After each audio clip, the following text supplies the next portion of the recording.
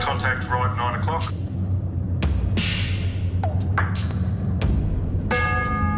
The Hercules aircraft dropped a life raft, radio and other emergency supplies and then circled above. Once they got there, we figured Steve was probably okay. And then we had 3 boats racing to the scene, and they all just kept right on coming. He's in a raft. That's all we need to know.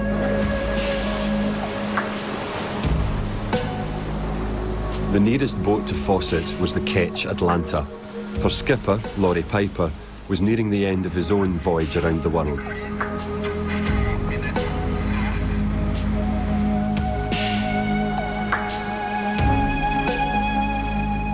The Atlanta reached Fossett 12 hours later.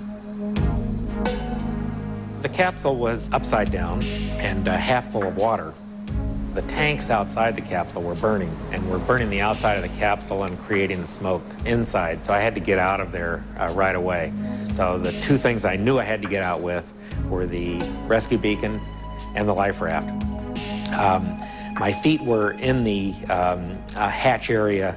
I could feel the opening of the hatch area. So once I had those 2 things in hand, I just slithered out, feet first, out of the capsule, came up on the outside, and then proceeded to open the life raft, and then moved along the balloon myself to get away from the burning fuel tanks. One of them did explode, and then the balloon rolled over on top of me. So here I was in the raft, underneath the balloon, and not even sure which way to get out from underneath it. And I thought, well, this is ironic. After surviving the landing, that I might get asphyxiated with these fumes. But using my feet and hands, I was able to pull myself out to the edge of the balloon. I lost my hold on the balloon when I came out to the edge, so I was separated from the balloon. The morning after his rescue, Fossett was transferred to a New Zealand naval tanker en route to Australia. I would not have made that flight if I had known the risk was that high. I just didn't believe I was exposed to that much danger. I don't want to find myself in that situation again. If I had to guess, I'd say he'll probably go again. He doesn't give up very easily, and he's set a goal. And I think he'll continue to pursue that goal. I think he's a strong person. He has a great deal of inner strength.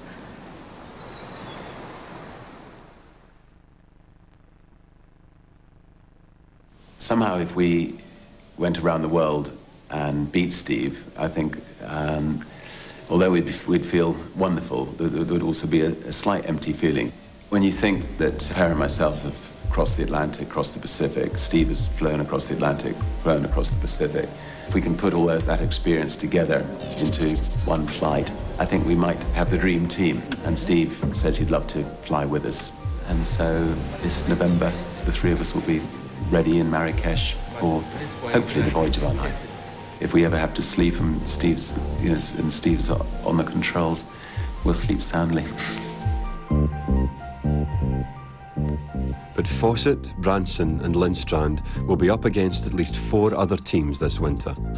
All will be equally determined to be the first to fly a balloon around the Earth.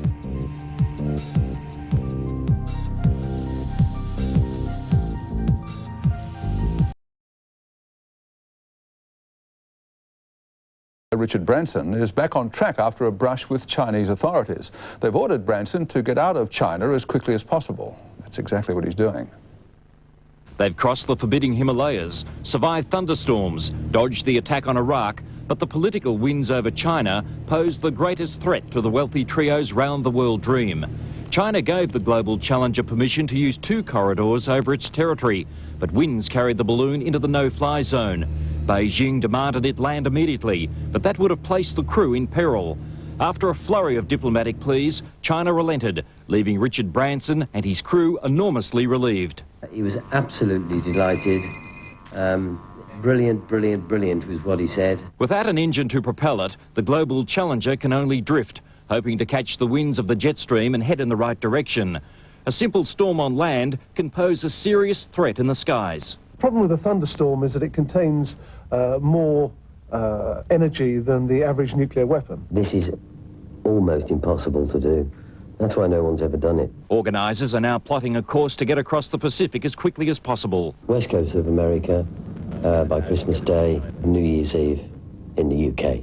That is the dream. 3 men on board and the only American when the balloon went down in the Pacific near Hawaii on Christmas Day. This morning, he's back home in Colorado. Good morning, sir. Thanks very much for being with us. Good morning. So you made it halfway around the world. Do you see the glass as half empty or half full? Well, it was disappointing. The morning before, we thought we had figured it out. We had solved our fuel consumption problems, and we were looking forward to a finish in Europe on Monday. And you genuinely thought you were going to make it this time around until right before you ran into those poor wind conditions, right? Yes, a developing trough in the Pacific basically created a brick wall. We couldn't get around it, and decided we'd make a retreat to Hawaii to make for an easy rescue. In fact, you were hoping you could steer yourselves to Hawaii and make a grand entrance by landing on Oahu, right? Pretend you did it on purpose. Well, we thought we'd try to show some virtuosity in ballooning by actually getting to Oahu and putting it on land, but our rescue team advised that a water landing would make a much easier situation for pickup.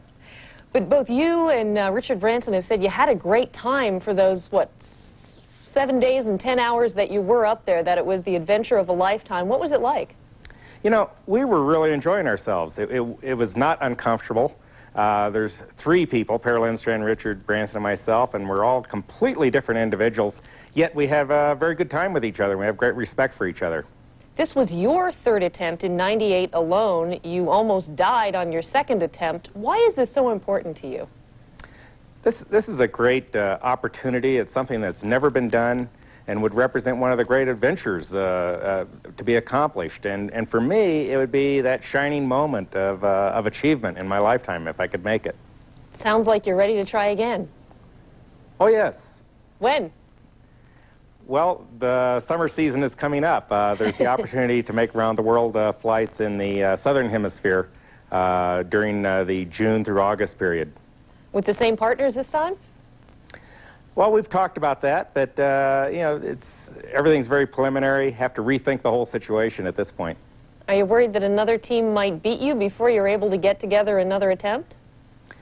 Yes, there's a significant possibility that somebody will make it in this winter season in the northern hemisphere. I mean, we were only the first of 5 or 6 attempts this winter season, but we'll know in about a month whether anybody succeeds this winter. Although in one of your next projects that you have planned, you intend to be in the water, right? You're going to try speed sailing around the globe. That's right. We've just launched on December 21st my new sailboat, which is a 105-foot catamaran, and it's designed to break the round-the-world speed sailing record. All right. Well, one way or the other, we know you'll make it eventually. Keep trying. Steve Fossett, thanks very much for being with us today, and Happy New Year.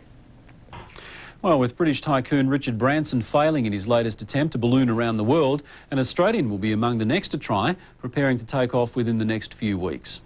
In a cluster of huts on the edge of the desert, a final frenzy is on. In 3 or 4 days, if the winds here die down, Canberra's John Wallington and Americans Dave Liniger and Bob Martin will take a helium balloon to the very edge of space. Where they're going, no one but astronauts have ever been before. But high in the stratosphere, they hope to float above the weather that has defeated all other round-the-world ballooning attempts, including, spectacularly, Richard Branson's latest effort. The disadvantage, of course, is that we're in an extremely hostile environment. Virtually no pressure. We're above 99.7% of the Earth's atmosphere, and extreme variations of temperature.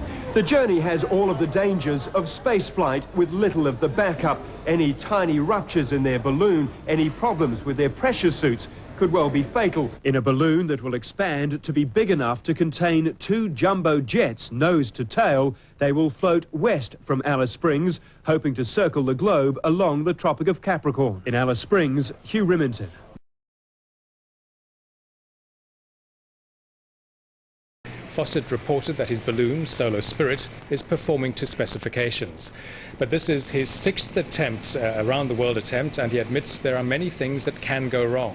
The biggest problem for him at the moment is altitude sickness, and Fossett says at this rate he'll run out of oxygen.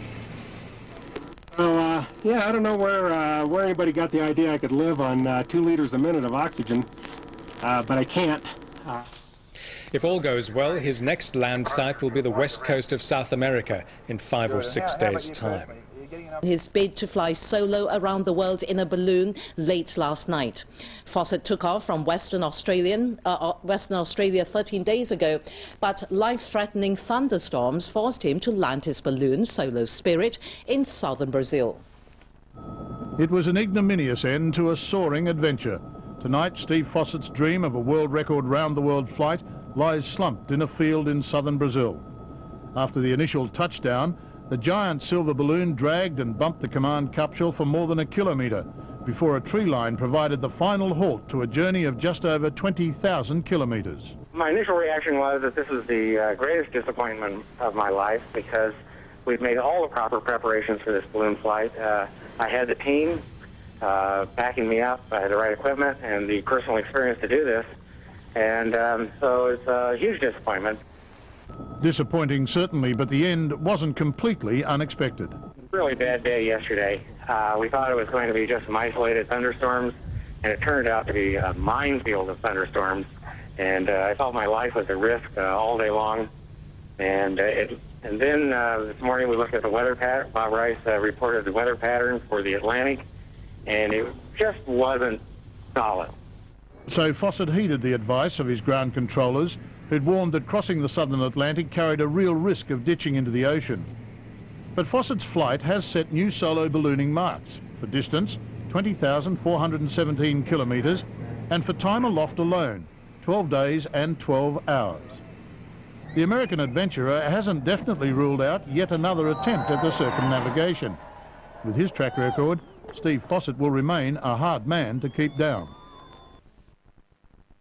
Less than perfect landing at a Brazilian cattle station, rather than face a bank of thunderstorms looming over the Atlantic Ocean. It's the 5th time Fossett has abandoned an around-the-world attempt. This time he made it halfway, setting a record for the longest ever solo balloon flight, 12 days and 13 hours after taking off from Northam, east of Perth. There's no word yet on whether Fossett will try again.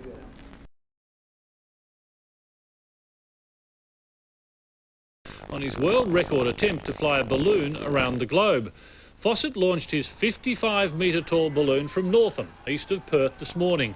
It's the 6th time the adventurer has made the attempt, his ground crew hailing today's launch the best yet.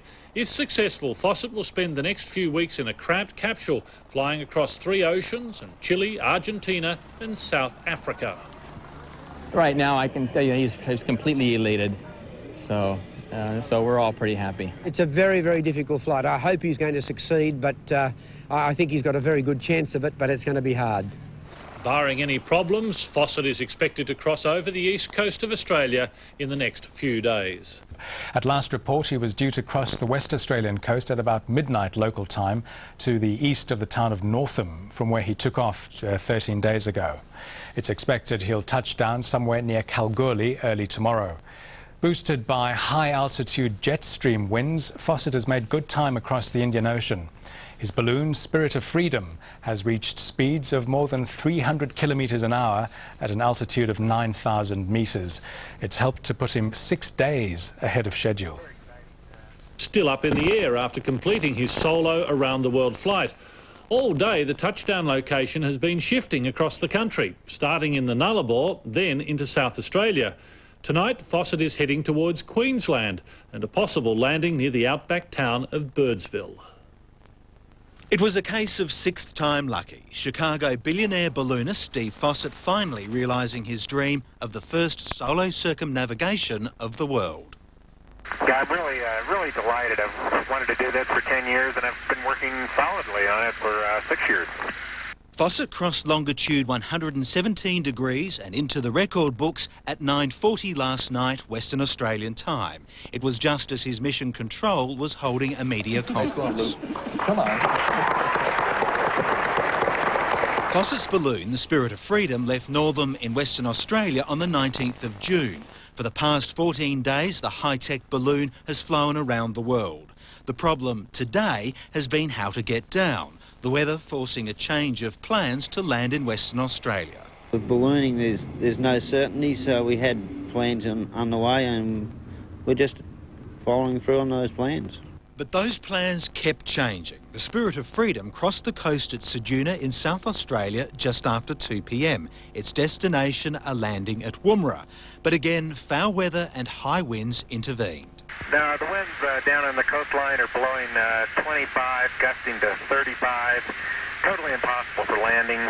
The latest plan is for a night flight and a dawn landing, perhaps in Queensland.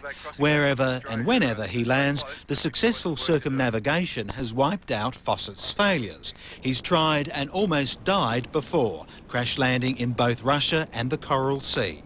Fossett's fellow balloon tycoon, Sir Richard Branson, has paid tribute. What he's accomplished has been nothing short of remarkable. Even though he's not down yet, planning for Steve Fossett's next big adventure has already started. This time, a glider ride in the stratosphere. Simon Royal, ABC.